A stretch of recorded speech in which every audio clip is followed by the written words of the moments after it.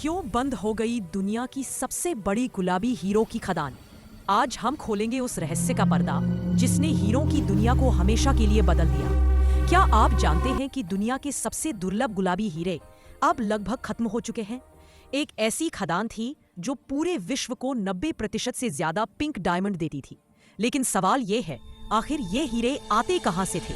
कौन सी वो रहस्यमयी जगह थी जहां से पूरी दुनिया को गुलाबी हीरे मिलते थे, लेकिन जो अब 2020 में हमेशा के लिए अचानक बंद हो गई? आखिर क्यों? क्या वहां के हीरे खत्म हो गए या कोई छुपा राज था? चलिए जानते हैं आर्गाइल माइन की पूरी कहानी। पिंक डायमंड्स ये सिर्फ हीरे नहीं बल्कि प्रकृति का जादू है।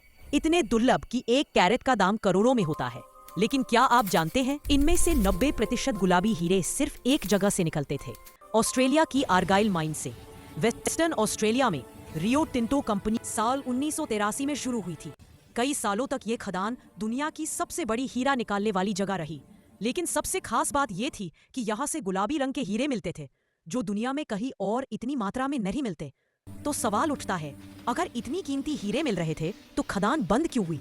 असल में 40 साल तक लगातार खनन के बाद आर्गाइल के हीरो के भंडार लगभग खत्म हो गए। खनन की लागत बढ़ती गई और आखिर 2020 में रियो टिंटो ने खदान को ऑफिशियली बंद कर दिया। अब वहाँ कोई मशीन नहीं चलती, बल्कि कंपनी अब उस जगह को फिर से प्राकृतिक रूप देने में लगी है। पेड़ लगाए जा रहे हैं, जमीन को साफ किया जा रहा है।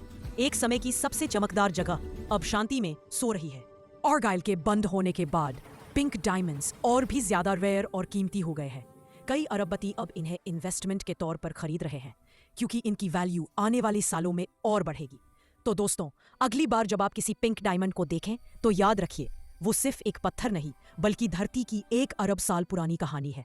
अगर वीडियो पसंद आया तो लाइक करें, शेयर करें और चैनल को सब्सक्राइब जरूर करें। और हाँ, अब आपको बताना है कि सबसे ज्यादा पिंक डायमंड किस देश में पाए जाते हैं। अपना जवाब कमेंट में बताएं।